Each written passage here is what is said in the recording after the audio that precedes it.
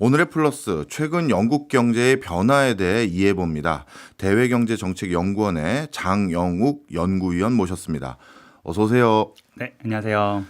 예, 박사님, 최근 영국 런던의 금융 허브의 위상이 흔들린다. 저도 이런 외신 보도들 몇 번 본 적 있는 것 같은데요. 저는 개인적으로요, 뭐 관점에 따라서 다를 수 있을 것 같긴 합니다만, 진짜 세계 금융 시장의 허브는 뉴욕보다는 런던이 더 맞지 않나 이렇게 생각을 합니다. 네. 진짜 대영 제국 시절부터 워낙 네트워크가 좋다 보니까요. 네. 그런데 그 위상이 진짜 많이 흔들리나요? 그러니까 뉴욕이 굉장히 큰 시장이긴 하지만 런던도 역시 큰 시장이고 또 이제 거래하는 국가나 국제 거래액이나 국제 채권 발행액으로 보면은 여전히 이제 런던이 뭐 뉴욕보다 더 큰 시장으로 인식이 되고 있습니다. 예. 그게 아까 이제 주식 시장 말씀하셨는데 두 개를 좀 나눠서 보면 좋을 것 같아요. 그러니까 그 이제 금융 시장, 금융 산업을 나눠서 봐야 되는데 예. 금융 산업이라는 것은 이제 금융 서비스업이죠. 금융 서비스업.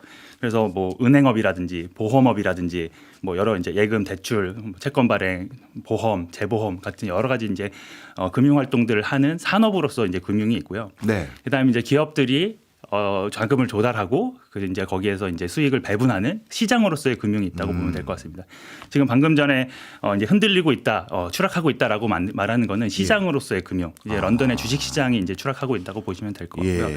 그럼에도 불구하고 이제 금융 서비스업의 중심지로서의 기능은 여전히 하고 있습니다. 심지어 브렉시트 이후에도 뭐 예를 들어서 그런 게 있어요. 영국 컨설팅 펌에서 GN이라는 컨설팅 펌에서 글로벌 금융 센터 지수라고 해서 금융 허브 지수라는 거를 발표를 하는데 이제 뉴욕이 1위고 런던이 2위를 계속해서 유지하고 있습니다. 그런데 2위를 하는 것 중에서도 2위임에도 불구하고 여러 가지 이제 지표에서 여전히 1위를 하고 있는 것들이 예를 들어서 이제 무슨 아까 말씀드린 해외 거래, 그러니까 국제 거래액이죠. 국제 거래, 국제 채권 발행액, 그다음에 장외 시장 거래액 이런 것들은 여전히 런던이 계속 세계 1위를 유지를 하고 있습니다. 네.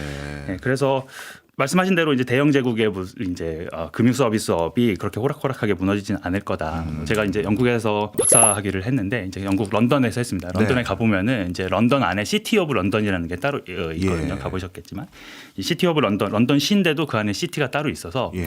거기서는 이제 모든 금융 활동들이 일어납니다. 그 한가운데 이제 영란은행, 뱅크 오브 잉글랜드가 있고 그 런던 주식거래소도 있고 보험거래소 로이즈도 있고 여러 가지 이제 그쪽에서 금융 산업이 이루어지면서 여전히 이제 건재한 모습들을 보여주고 있다. 근데 이제 아까 말씀하신 대로 주식시장 예. 작년에 88개 상장 폐지 혹은 다른 나라로 이전을 했고 실제로 이제 그 IPO 기업 공개를 한 기업은 18개밖에 안 됩니다. 이 18개라는 거는 아까 말씀하셨듯이 금융 위기 직후 2009년에 24개였거든요. 예. 그거보다 낮은 거예요. 야. 근데 이게 올해 그냥 일어난 일이 아니고 예. 이 트렌드를 보면은 2022년에 또 그러니까 2021년에 반짝 좋았다 100개가 넘었다가 네. 2022년에 45개로 줄어들었고 2023년에 23개로 줄어들었다가 예. 18개로 줄어들어서 계속 트렌드가 이제 하향하는 트렌드다. 그러니까 금융 서비스업은 괜찮지만 예. 자금 조달 시장으로서의 금융은 런던이 네. 위상을 잃고 있는 게 맞다. 이렇게 보는 게 정확할 것 같아요. 그렇군요. 그렇다면 영국 증시에 상장하거나 자본시장으로부터 자본을 조달하려는 기업들이 점점 줄어들고 기업 유출이 빠르게 일어나고 있는 이유는 뭔가요? 뭐 여러 가지 이유들이 있을 텐데요. 일단 많은 사람들이 얘기하는 게 이제 브렉시트 얘기를 많이 합니다. 네. 브렉시트가 되면서 이제 여러 가지 행정적인 절차들이 추가가 되면서 브렉시트 때문이다라고 보는 관점도 있는데 저는 거기에 동의하지는 않습니다. 왜냐하면은 그 브렉시트가 일시적으로는 문제였어요. 브렉시트가 일어나고 2020년, 뭐 2021년 전환기를 거쳐서 그렇게 일어났는데 그 직후에 이제 거래량으로 보면은 암스테르담의 1위를 뺏겼고요. 예. 그 전체 시가총액으로 보면 프랑스, 그러니까 파리의 1위를 뺏겼었습니다. 예. 근데 그게 작년에 다 회복을 했습니다. 작년에 회복을 했고 그거는 왜 그러냐면은 사실 유럽이 다 안 좋기 때문입니다. 예. 네, 지금 뭐 유럽이 뭐 가난해지고 있다, 유럽 경쟁력을 잃어가고 있다 이런 얘기들이 많이 나오는데 그게 어느 정도 사실이고요. 영국도 마찬가지. 역시 전반적인 산업 경쟁력이 약화되면서 특히 이제 미국과 비교했을 때 산업 네. 경쟁력이 약화되면서 그 자금 조달을 하거나 뭐 기업에서 수익을 내거나 하는 것이 미국 시장에 비해서 불리하다 보니까 이렇게 이제 기업 유출이 많이 되고 있습니다. 근데 그 궁금한 게 예전에 브렉시트 이후 영국에 어떻게 보면 털을 잡고 있었던 이유를 지원하기 네. 위한 여러 금융 센터들, 기업들, 다국적 기업들 이런 회사들이 암스테르담이나 프랑스로 지사를 옮겼다 이런 소리를 많이 들었거든요. 네네네. 그런데 다시 최근에 영국이 그래도 순위를 다시 확보했다는 건 그 지사 옮겨간 게 다시 뭐 런던으로 돌아온 건 아닐 것 같고 어떤 거죠? 사실 그때 저도 그때 영국에 있었는데 빠져나간다 이런 얘기를 많이 들었거든요. 네. 근데 실제로 일부만 옮기거나 기능을 나누거나 했지 여전히 영국이 가지고 있는 매력적인 여러 가지 포인트들이 있기 때문에 남아 있었던 걸로 이해를 하고 있습니다. 네. 그러면 영국 경제를 우리가 이해할 때요. 예전에는 뭐 제조 강국이었던 시절도 있었고 뭐 디자인으로 한번 뭔가 새로운 활로를 모색해 보려는 적도 있었지만 역시 영국하면 금융산업을 빼놓고는 얘기가 못하는 거잖아요. 영국에서 금융산업이 차지하는 비중은 얼마나 됩니까? 이제 영국에서 금융 서비스업 아까 말씀드린 산업으로서의 그 금융을 말씀드린다면은 전체 GDP 한 13% 정도 차지를 합니다. 13%가 이제 3천억 파운드 정도 되는 건데요. 고용자 수로 보면은 그러니까 금융 산업의 고용자 수로 보면은 한 140만 명 정도. 직접적으로 고용된 게 100만 명. 거기다 이제 주변의 산업 그 연관된 사람들까지 하면 140만 명인데 그게 이제 전체 고용의 4%입니다. 그래서 4%의 인원이 이제 13%의 부가가치를 내는 게 이제 영국의 금융 서비스업입니다. 이제 뭐 미국 예를 들어 미국의 금융 서비스업 한 7% 정도 되고 우리나라도 그거보다 좀 밑돌고 하는데 영국은 상당히 이제 규모가 크다라고 볼 수 있을 것 같습니다. 근데 이제 금융업이 발달하는 게 참 아쉬운 점이 있는 게요. 금융은 뭔가 자본 흐름의 자율성 그리고 인위적인 뭐 조세 등이라든가 뭐 예를 들어 수수료 이런 것들로부터 상당히 자유로운 환경을 구축해 줘야 그래야 좀 발달하는 것 같더라고요. 맞습니다. 그렇게 되면 어떤 문제가 저도 영국에서 봤더니 어떤 문제가 보였냐면 금융업에 종사하고 있는 사람들은 좀 뭔가 윤택해지는 것 같아요. 그런데 그렇지 않은 쪽에 종사하는 사람들은 국가가 조세도 뭐 많이 거두지 못하는 것 같고 그래서 뭔가 혜택이 더 위축되거나 줄어드는 것 같아 보이는데 영국도 그렇게 되고 있었나요? 그렇죠. 말씀하셨듯이 지난해에 정권 교체가 됐는데 정권 교체가 되기 전까지만 해도 이제 금융업에 대한 혜택을 굉장히 많이 주고 그것도 부족하다 해서 더 많이 주려는 노력들이 있었습니다. 단적으로 말하면은 이제 그 펀드 매니저들 있잖아요. 사모펀드에서 이제 자금 운용을 하는 펀드 매니저들은 이제 거래를 해서 거기에서 이제 수익을 내면은 거기에 일부를 인센티브로 받는데 그게 이제 사실은 근로소득이잖아요. 근로소득인데 근로소득에 대한 세율을 매기지 않고 자본이득세로 세율을 매깁니다. 근로소득의 최고 세율은 45%인데 자본이득세는 28%가 최고예요. 그렇게 해도 되는 거예요? 안 되죠.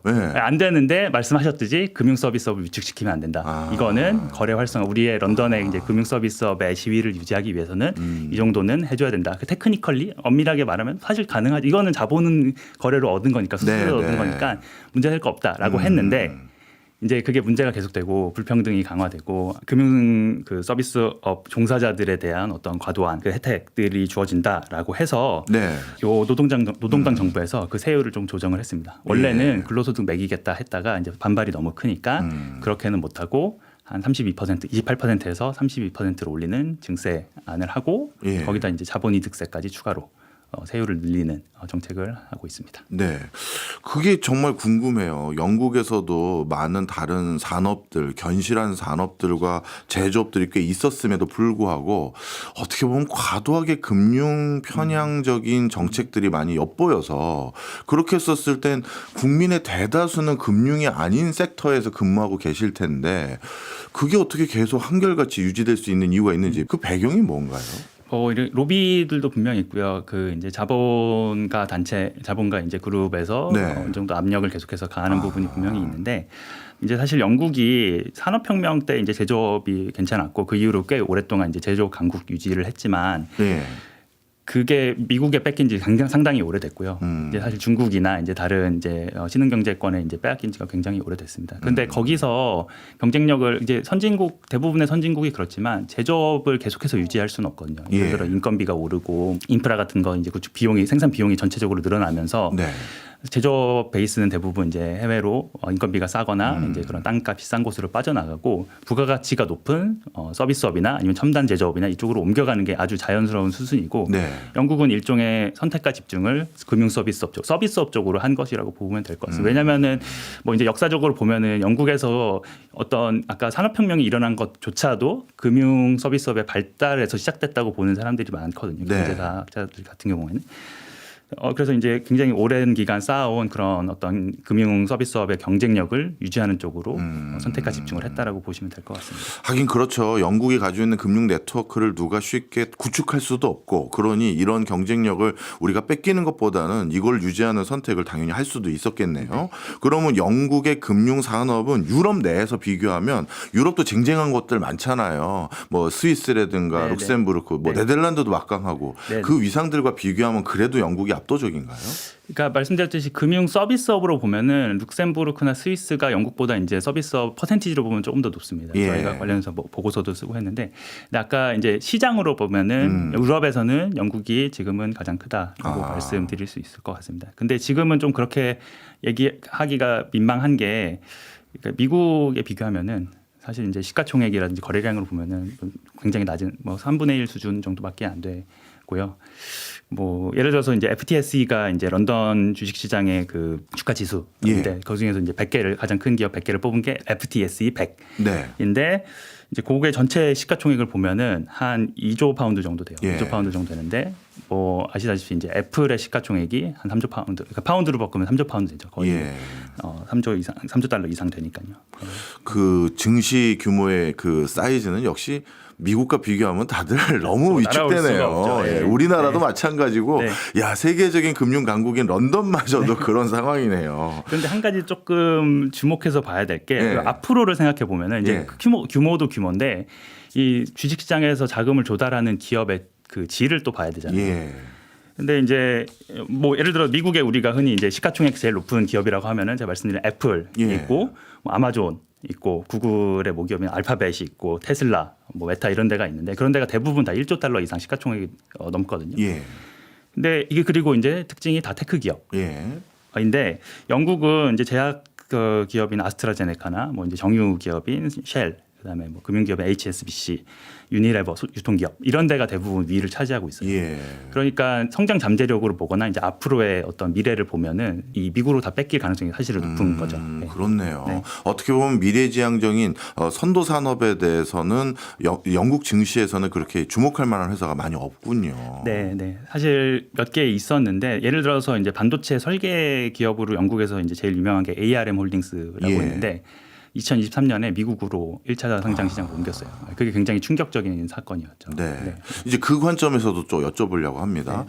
이번에 트럼프 2기가 이제 어제 바로 이제 공식적으로 이제 네. 시작이 됐는데요. 오늘이라고 해야겠네요. 미국 네. 새벽이니까요. 그런데 이 트럼프 2기 때 주목할 만한 변수 중에 하나가 일론 머스크도 그렇고 맞습니다. 젠슨 황도 그렇고 미국에서 현재 부가가치를 내고 있는 대부분의 사람들이 이민자란 말이에요. 그런데 일론 머스크도 그렇고 트럼프 입에서도 종종 불법 체류하고 있는 외국인 이주자들은 맞겠지만 석학들이라든가 엔지니어들 중에서 유능한 사람들 연간 TO가 한 8만 명 좀 넘다고 들었는데 이건 대폭 늘리자 이런 소리를 하더라고요. 그러면 진입장벽이 제일 낮은 나라가 사실 영국 아니겠습니까? 언어도 네네. 비슷하고요. 네네. 이거 대것도 미국으로 다 쏠려가는 게 아닐까. 그래서 저는 영국의 금융이 앞으로 더 위축되지 않을까 생각이 드는데 어떻게 보세요? 이민 문제가 전면에 나섰더라고요. 특히 네. 이제 국경 보안이라는 이름으로 해서 미등록 이주자들을 다 이제 추방을 하거나 단속을 하고 네. 우리 미국의 이익을 아무도 침해하지 못하게 하겠다. 뭐 이런 게 첫 번째로 나왔고요. 거기에 뭐 어제는 아니었지만 그 전부터 계속 나왔던 게 이제 말씀하신 대로 이제 고급 인재들 예. 인력들은 더 적극적으로 유치를 해서 영주권도 더 쉽게 주고 미국에 정착할 수 있게 하겠다라고 얘기를 하고 있어서 그런 부분은 이제 영국뿐만 아니라 이제 유럽도 그렇고 사실 우리나라도 굉장히 긴장을 해야 될 부분인 것 네. 같습니다. 그런데 그게 새로운 건 아니라고 봅니다. 사실은 이제 그 영국이나 유럽의 경쟁력이 약화된 되게 중요한 이유 중에 하나가 인재 유출이거든요. 고급 예. 인력 유출 특히. 예. 고급 인력들 이제 저출생 고령화되고 이제 첨단 산업으로 전환이 굉장히 빠르게 일어나면서 숙련 인력 부족이 계속해서 문제가 됐었는데 네. 사실 다 미국으로 가는 거죠. 그렇죠. 임금도 많이 주고 규제도 별로 없어가지고 창업하기도 쉽고 그다음에 기업 규모나 자금 조달 규모 자체도 커서 미국으로 다 빨려 들어가는 게 굉장히 큰 문제인데 그거는 앞으로도 지속이 될 가능성이 높다고 봅니다. 그런데 이제 영국이나 다른 유럽 국가들도 가만히 있지는 않아서 예. 관련해서 우리도 인재 유치를 위해서 여러 혜택을 주겠다. 또 영국이 아까 가지는 영국만의 매력이 있기 때문에 또 유럽 시장에 가까운 또 매력들이 있기 때문에 예. 그런 것들 개선하겠다고 노력을 하고 있는데 이제 좀 봐야 될 것 같습니다. 네. 그런 관점에서 룩셈부르크와 영국을 또 비교해도 재밌을 것 같은데요. 룩셈부르크 같은 경우는 협소한 내수 시장임에도 불구하고 세계적인 금융 강국이 된 이유가 굉장히 미래지향적인 선도 사업들, 예를 들어서 우주 이런 것들에 대해서 파격적인 제도적인 허들을 낮춰가지고 네. 전 세계에서 우주 관련한 회사들이 가장 많이 법인을 차리는 곳이 예전에는 미국 다음으로 네, 룩셈부르크였고 네, 이런 네. 적이 있었잖아요. 네, 네. 그렇다면 영국도 금융 산업을 계속 진화 발전시키고 지금의 아성을 유지하기 위해서는 이런 선도적인 분야에서 인센티브를 주거나 규제를 낮추기 위한 파격적인 조치를 할 것 같은데 영국에서는 그런 걸 한다라는 소리를 제가 많이 못 들어서요. 일단 이제 금융업에 조금 국한해서 본다면은 보수당 정부에서 예. 여러 가지 조치를 하기는 했습니다. 그러니까 금융 규제 완화라든지 예를 들어 주식 시장에 상장하려면은 자기가 자금 조달하는 것에 한 25%는 공개적으로 조달을 했었어야 되는데 그거를 뭐 10%로 네. 낮춘다든지 뭐 여러 가지 이제 조치들을 했었는데 아까도 말씀드렸듯이 사실 그거는 이미 영국이 잘하고 있는 부분이고 산업 경쟁력이 약한 게 문제였잖아요. 네. 그래서 말씀하신 대로 어떤 경쟁력이 조금 앞으로 이제 전도 유망한 기업들이나 산업을 선정해서 거기에 이제 대규모 지원을 하는 게 필요한데 그거를 이제 하고 있긴 합니다. 노동당 정부에서도 그 이제 경쟁력 부분에 대해서 계속 강조를 하고 있고 그래서 제일 크게 나온 게 이제 작년 11월 말에 이제 7월에 취임을 했는데 11월 말에 나온 첫 번째 전략이 인베스트 2025라고 해서 영국의 이제 첨단 전략 산업 특히 이제 경쟁력 있는 제약이라든지 항공 우주라든지 네. 첨단 제조업 뭐 반도체라든지 이런 부분에 대해서 대규모 지원을 하겠다. 뭐 클러스터도 만들고 세제 혜택도 주고 인재 육성도 도와주고 하겠다. 이런 것들이 나왔고요. 두 번째로 조금 주목해 볼 것들은 네. 이제 일주일 전에 나왔습니다. 일주일 네. 전에 나온 AI 전략. 국가 주도로 AI 전략이 나왔는데 이게 굉장히 대규모로 나왔습니다. 예. 이게 그 정부에서 이제 지원하는 것뿐만 아니라 민간 투자를 어떻게 유치할지에 대해서 굉장히 구체적인 안들이 나왔고요. 그 대표적인 게 이제 뭐 데이터 인프라 구축하는 거. 그다음에 에너지 예. AI 이제 기업이 번성을 하려면은 에너지 조달이 필요한데 그거를 이제 소형 원자로나 뭐 다른 재생에너지로 이제 조달하는 부분이나 뭐 이런 부분들에 굉장히 야심찬 계획들을 발표를 했고요. 근데 이제 발표는 다 할 수 있으니까 시행이 어떻게 되는지 앞으로 좀 그렇죠. 지켜봐야 될 것 같습니다. 예, 영국도 위기 의식을 확실히 느껴서 그런지 아주 파격적인 조치들을 계속 발표하고 또 준비를 하고 있는 것 같은데요. 2부에서는 영국의 다른 산업뿐만 아니라 최근 있었던 정권 교체 이런 것들을 중심으로 한번 말씀 나눠보고자 하는데요. 영국 그러면 예전에는 뭐 자동차도 강국이었고 뭐 여러 분야의 장점들이 많았던 것 같은데 영국의 다른 산업들의 경쟁력은 요즘 어떻게 돼가고 있나요? 이제 아까 전반적으로 산업 경쟁력이 약화되고 있다라고 말씀을 드렸는데 이 대표적인 게 이제 테크 기업이나 이제 첨단 전략 산업이라고 불릴 수 있는 뭐 AI, 반도체, 2차 전지 뭐 등등에서는 사실 엄청나게 두각을 보이고 있다라고 말하기는 어려울 것 같습니다. 네. 대신에 이제 전통적으로 영국이 강했던 그 제약 산업이라든지 네. 그런 뭐 항공 우주, 방위 이런 것들은 사실 여전히 건재하다고 보고 있고요. 네. 뭐 대표적인 게 아까 아스트라제네카 말씀드렸는데 이제 예. 그 스웨덴이랑 합작해서 만든 영국 기업인데 이제 그거 이제 시가총액이 전체 1위 할 정도로 이제 굉장히 그리고 또 국제적으로도 이제 판매액도 굉장히 높고 한 기업들 유지하고 있습니다. 네. 그러면 영국은 예를 들어서 금융 말고 다음 산업을 육성하는 그런 정책으로 앞서 말씀 주신 것처럼 뭐 AI라든가 다른 것도 추진하고 있지만 이 전통적인 산업 섹터 이거 자꾸 뭔가 유실되는 것 같거든요. 이제 영국이 만들었던 자동차 브랜드들 중에서 지금 영국이 그대로 홀드하고 있는 게 없잖아요. 네, 맞습니다. 그럼 그런 전통 산업을 지키기 위한 노력이나 그런 건 안 하는 겁니까? 사실 노동당 정부에서는 그거를 조금 할 수도 있는데 사실 이미 늦었다고 저는 봅니다. 이미 늦었고 이게 보수당 정부가 14년간 이제 집권을 하면서 사실은 다 이제 내보내자. 우리 다 잘하는 거 하자. 네. 우리가 잘할 수 있는 거 하자. 그 대신에 이제 산업 구조가 전환되면서 거기서 낙오되는 뭐 노동자들이라든지 네. 커뮤니티에 대해서는 우리가 보전해 주겠다. 그리고 인력 훈련해서 돌려주겠다. 하지만 언제까지 이거 붙들고 있어야 되냐 이런 기조였고요.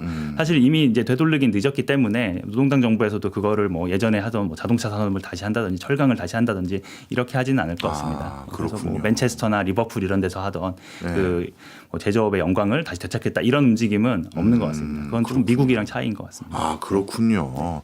어쩌면 영국도 산업 구조, 그다음에 경제 구조가 급변하는 과정에서 정치적인 리더십이 그 어느 때보다 중요한 시점인 것 같습니다. 자, 그런 관점에서요. 영국도 작년에 드디어 정권 교체가 모처럼 일어났다고 들었는데 노동당이 총선에서 압승했다고 했는데 이런 결과가 나온 배경 어떻게 분석하세요? 말씀하신 대로 7월에 조기 총선이 있었습니다. 리시 수낙 총리가 사실 좀 더 기다려도 될 텐데 빨리 승부수를 보겠다고 총선을 7월로 앞당겨서 12월을 7월로 앞당겨서 했는데 네. 아니나 다를까 노동당이 압승을 해서 14년 만에 정권 교체가 이루어졌습니다. 예. 근데 보수당이 오랫동안 하면서 여러 가지 이제 지지율이 하락될 만한 요인들이 있었습니다. 브렉시트가 저는 가장 크다고 보고요.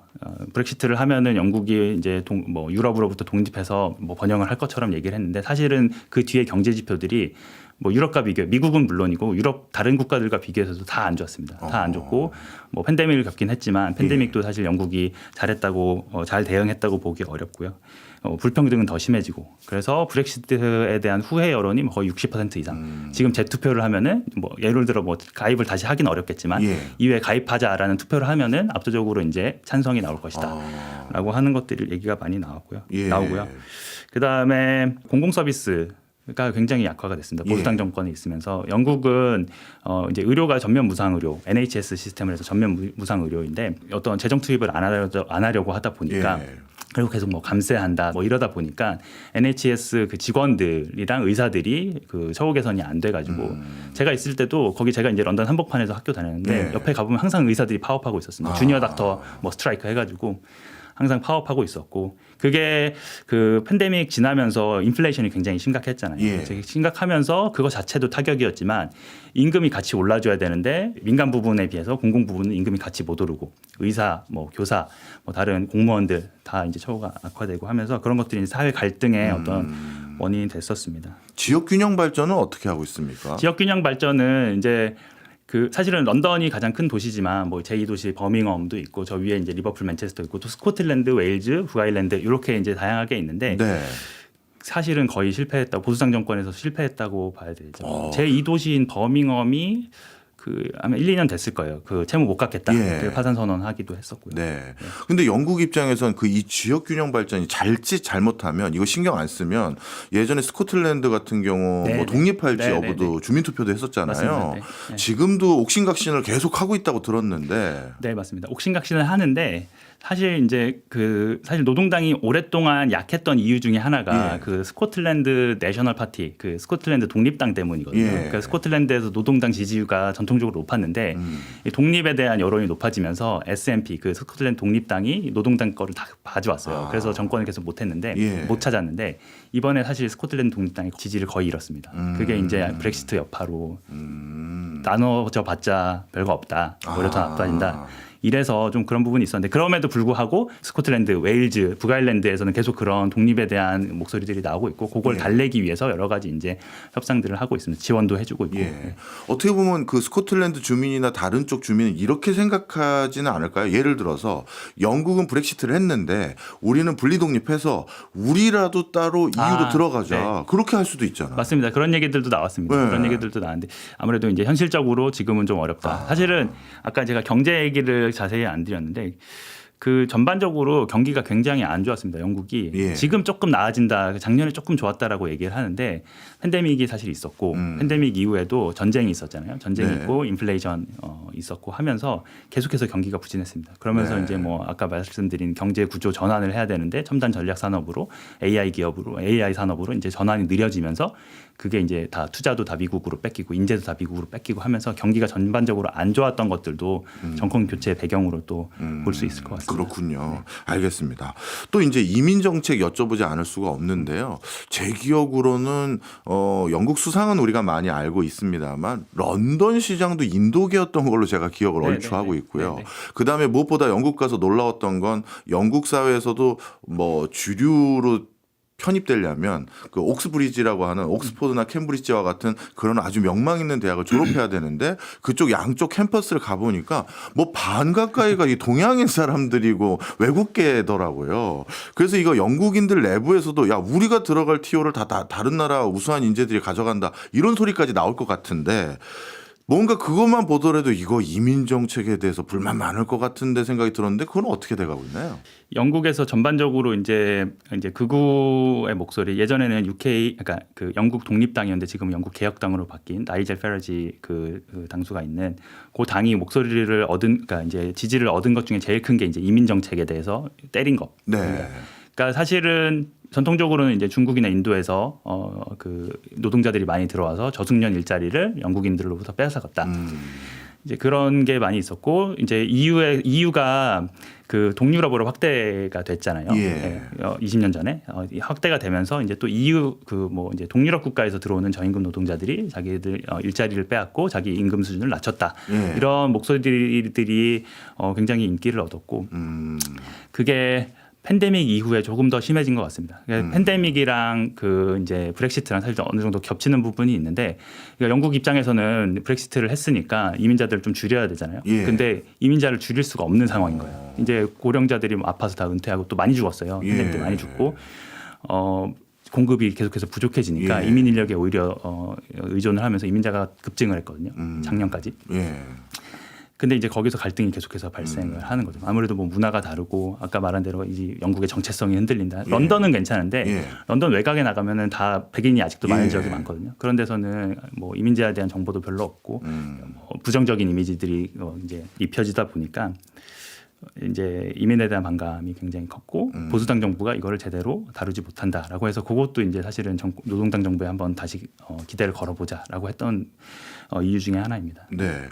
가장 최근에 런던에서 했던 소요 중에 네. 하나가 네. 어린아이가 네, 네. 사망했는데 네, 맞습니다. 이게 외국인 이슬람 네. 쪽에서 한 거다 해서 맞습니다. 아주 무슨 어마어마한 테러가 정도까지의 소요가 있었는데. 맞습니다. 그 폭동이 진짜 제가 있을 때 그런 폭동은 없었는데 네. 굉장히 무섭게 주변에 이제 상가들 다 건물 깨부시는 그런 폭동이 일어났더라고요. 예. 그게 사실은 이제 가짜 뉴스에서 그렇죠. 그러니까 이슬람 사람이 이제 범인이 아닌데 그렇게 네. 이제 소셜 미디어에서 그렇게 가짜 뉴스가 퍼지면서 그거를 사실 핑계로 한 거죠. 안 그래도 불만이 있었는데 그걸 핑계로 이제 폭력적인 어떤 소요 사태가 일어났고요. 근데 이제 영국 시민들이 그래도 저는 제 친구들도 이제 거기 아직 있는 친구들이 있는데 네. 이런 거는 허용을 못 한다라고 해서 그 그러니까 반이민 소요 시위에 거의 몇 배 되는 인원이 다 거리로 나와서 예. 이제 찬 이민, 그러니까 반 차별, 예. 반 혐오 시위에 다 참여를 했습니다. 그래서 제 친구도 이제 가서 이렇게 소셜 미디어에 올려주고 했었는데 예. 그래서 이제 그 폭동에 참여하려고 했던 사람들이 뭐 어디 모여 이렇게 해서 공유를 했다가 무서워서 못 나오고 저지가 되는 그런 경우들이 있었습니다. 그렇군요. 네. 그러면 결론이 어떻게 될까요? 이제 정권 교체가 됐고 이제 새로운 이민 정책의 어떤 방향성이 설정될 것 같은데 말씀 주신 거 보면 내부에 많은 외국 이민자들이 와서 문제가 됐지만 이들이 없어서는 또 안 되는 인구 구조로 직면했고 그러면 더 받는 거는 안 하고 그냥 이 상태로 유지하겠다는 건지 앞으로 더 받을 수밖에 없는 건지 어떻게 될까요? 그래서 이제 노동당 정부가 그 문제를 해결하겠다고 들어섰으니까 예. 뭔가를 해야 되는데 아무래도 진보 정부다 보니까 그렇게 뭐 예를 들어서 보수당 정부에서는 난민들 들어오면 안 받고 르완다로 보내겠다. 르완다에 대신에 우리가 돈 주겠다. 이렇게 했었는데 그래서 돈도 일부 줬고요. 예. 그런데 이제 노동당 정부에서 그거는 폐기하겠다. 예. 대신에 난민들이 안 들어오도록 그 이제 난민 발생하는 지역에 뭐 예를 들어 분쟁 해결을 위해서 경제 발전을 위해서 지원을 하겠다. 그리고 그런 노동 인력 부족, 네. 수급 불균형에 대해서는 홈그로운, 그러니까 우리나라에서 그러니까 영국 내부에서 인재를 육성해서 네. 그걸로 공급을 하겠다. 이런 정책들을 펴고 있습니다. 국경 예. 통제를 안 하겠다고는 얘기를 안 하고요. 지금 예. 역시 영국도 마찬가지로 국경 통제를 계속해서 강화를 하겠다. 대신에 거기에서 나오는 부작용들은 여러 정책으로 좀 상쇄를 하겠다. 이렇게 나오고 있습니다. 그렇군요. 알겠습니다. 그럼 이번에는 근로 시간에 대해서 네네. 또는 근무 여건에 대해서 한번 여쭤보도록 네네. 하겠습니다. 나름대로 노동당이라고 하면 어떤 근로자들에 대한 어떤 인식이 당연히 다를 텐데 근로와 관련된 주목할 만한 정책들 뭐 있을까요? 영국이 노동자 보호가 사실 마가렛 대처 이후에 별로 이제 안 좋은 나라로, 그러니까 예. 흔히들 말하는 신자유주의 정책들을 많이 받아들여서 노동자의 권리는 조금 약하고 사용자의 권리는 좀 강한 이제 그런 그 인식들이 있었고 거기에 이제 대표적인 게 이제 그 0시간 고용이라고 해서 네. 노동자랑 이제 그 사용자가 계약을 하는데 근로 시간을 보장을 안 한 거예요. 사용자가 그러니까 일을 줘야 될 때는 주는데 일이 없으면 안 줘도 되는. 그러다 보니까 노동자 입장에서는 굉장히 이제 임금이 불안정해지는 거죠. 네. 예. 그런 게 이제 특히 서비스업에서 굉장히 증가를 많이 했었는데 예. 이제 노동당에서 그거는 금지를 하겠다. 아. 라고 얘기를 하고 있습니다. 근데 예. 이게 조고는 조금 더 봐야 될 것 같습니다. 그게 예. 이제 하루 아침에 바꿀 수 있는 문제들이 아니기 때문에 그러면 일종의 제로 시간 계약은 금지시키겠다. 네. 이게 이제 노동당 정권이 하나 들고 나왔던 거인 것 같고요. 또 다른 게 뭐가 있을까요?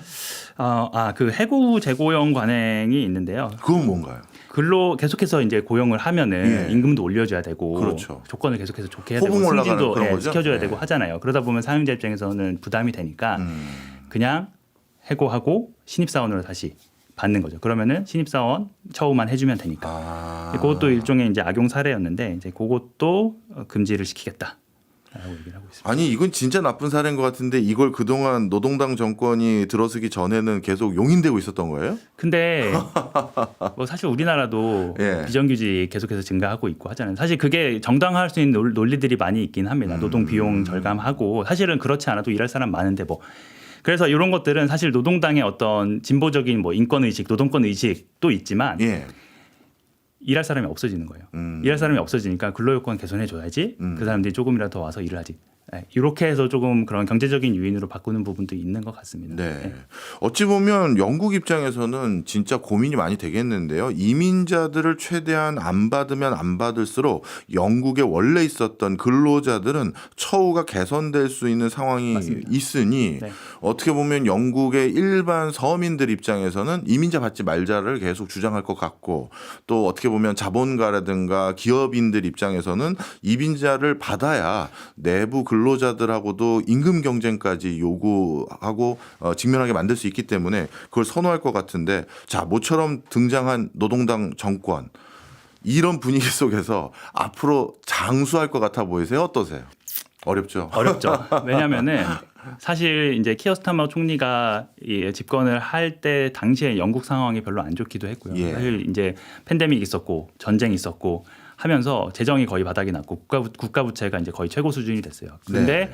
보수당 정부에서는 계속 그 증세를 안 했거든요. 예. 심지어 그 45일 만에 단명한 총리 리즈 트러스는 그냥 감세하겠다 무책임하게 하다가 이제 그냥 바로 쫓겨났죠. 네. 그런 상황이다 보니까 노동당이 뭔가를 이제 하기가 어려운 상황이고 그래서 처음에 그 이제 레이첼 리브스라고 거기 재무장관인데 취임하고 인터뷰에서는 대규모 증세 안 하겠다 했거든요. 근데 예. 취임한 지 3개월 만에 72조 원 가까이 400억 파운드 가까이 이제 증세안을 냈어요. 거의 뭐 이제 포장하기는 부자 증세다. 아까 금융 관련해서 매기고 예. 고소득자 관련해서 매기고 상속세 조금 범위 늘리고 이런 거다 하는데 예. 그 서민들도 영향을 안 받을 수 없죠. 예, 안 받을 수 없어서 지지율이 사실은 그 이후에 거의 폭락을 해서 뭐 노동당에 그러니까 보수당에는 당연히 역전을 당했고 심지어 아까 말한 그 영국 개혁당까지도 네. 이제 그 노동당 지지율을 이제 막 넘어서려고 하고 있는 상황입니다. 거기다가 이제 또 미국에서 일론 머스크가 우리 영국 개혁당 지지해줘야 된다. 네. 뭐 그렇게 얘기하고 키어 스타머 잘 못하고 있다. 내려와야 된다. 조기 총선 또 해야 된다. 뭐 이렇게 흔들고 있어가지고 이제 사실은 조금 안 좋은 상황이긴 한데 네. 사실 이제 보수당도 아주 잘했던 건 아니기 그렇죠. 때문에 네. 그거 이제 봐야 돼. 그리고 영국 개혁당이 사실은 영국 그 어떤 선거 제도 때문에 네. 소수당이 그 의석을 많이 갖기는 조금 어렵거든요. 예. 그래서 그 사이에서 이제 계속해서 경쟁이 계속해서 일어날 것 같고 사실 조기 총선을 하진 않겠죠. 아마 그걸 받을 이유는 전혀 없죠. 네, 알겠습니다. 이번에는 노동당 집권 이후 대외 관계에 대해서 한번 여쭤보려고 하는데요. 기존 EU와의 관계 설정. 일단 영국의 숙제를 풀기 위해서는 이것도 제일 중요한 요소일 텐데 어떤 변화가 있을까요? 일단 영국이 EU를 탈퇴하면서 예. 영국과 EU 사이에 어떤 그 무역 협정을 새로 만들었고 여러 가지 이제 그 이혼 절차들을 밟았습니다. 그래서 굉장히 행정적인 비용이 굉장히 많이 들었는데 예. 그래서 이걸 다 되돌리기는 어렵지만 그 예전에 브렉시트를 추진했던 보수당이 떠났으니 그리고 사실은 이 키어 스타머 총리가 브렉시트에 굉장히 깊이 연관이 되어 있던 그 섀도우 그림자 내각이었어요. 네.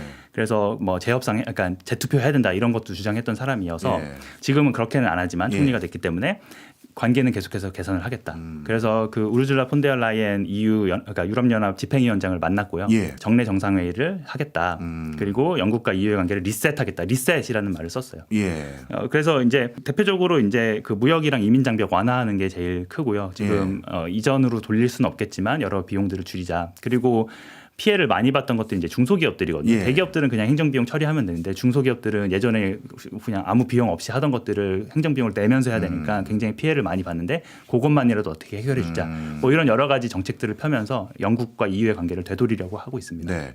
여기서 이 리셋이라고 표현한 그 내용은 결론적으로 더 멀리 EU에서 멀어지는 게 아니라 다시 붙일 거는 붙이는 방식으로 리셋이 되겠네요. 네, 맞습니다. 네. 예, 이해했습니다. 그다음에 이제 또 중국과의 관계가 네네. 궁금해요. 영국과 중국의 관계, 노동당 집권 이후 어떤 변화가 있을까요? 중국과의 관계는 모든 나라가 그렇겠지만 굉장히 이제 양면적이라고 보면 될 것 같습니다. 경제적으로는 사실은 굉장히 긴밀하잖아요. 투자도 많이 받아야 되고 많이 하기도 하고 또 이제 굉장히 큰 시장이기도 하고 뭐 원료나 이제 중간재들을 또 조달하는 또 수출 시장이기도 해서 네. 경제적으로는 이 관계를 사실 끊으면은 굉장히 비효율적인 거죠. 비용이 올라가니까. 네. 그런데 이제 중국이 어떤 정치적으로 외교적으로 가지는 특수한 지위들이 있기 때문에 또 예. 중국이랑 뭐 예를 들어 인권 문제라든지 뭐 민주주의 정치 시스템 문제라든지 이런 것 때문에 또 정치적으로 외교적으로 굉장히 긴밀한 관계를 맺기에는 이제 너무 먼 상대인 거죠. 특히 이제 보수당 정권에서는 그 경제적인 것도 이해는 하지만 중국을 견제해야 된다, 디리스킹 해야 된다. 또 너무 이제 한쪽에 의존하면은 문제가 생긴다 하면서 계속해서 관계를 멀리하려고 했는데 그 노동당 정부에서 제 생각에는 그런 기조는 아주 많이 바뀌지는 않을 것 같습니다. 예. 그럼에도 불구하고 이제 적대하거나 뭐 그 체제적으로 이제 좀 다른 부분이 있긴 있지만 그럼에도 불구하고 경제적으로는 계속해서 협력할 수 있는 상태다라고 하면서 관계를 개선하려고 할 것 같습니다. 그 예. 방문은 예. 직접 방문은 재무장관이 방문하면서 얘기했던 게 실용주의를 펴겠다. 어떤 그런 외교적인 정치적인 노선이 다름에도 불구하고 서로 이익을 얻을 수 있는 건 얻자. 이렇게 이제 얘기를 하고 있습니다. 네. 모르겠습니다. 제 편견일 수도 있는데요. 이제 영국에서 만나 뵀던 분들이 주로 금융 쪽에 계시거나 학교에 계신 분들이 많았는데 의외로 중국인 비중이 굉장히 높더라고요. 다른 나라에 맞습니다. 비해서. 네네. 그걸 또 자세히 들여다봤더니 홍콩계 중국인들이 맞습니다. 네. 예전에 영국으로 공부하러 많이 와서 네네. 여기서 정착해서 그런 것 같던데 네.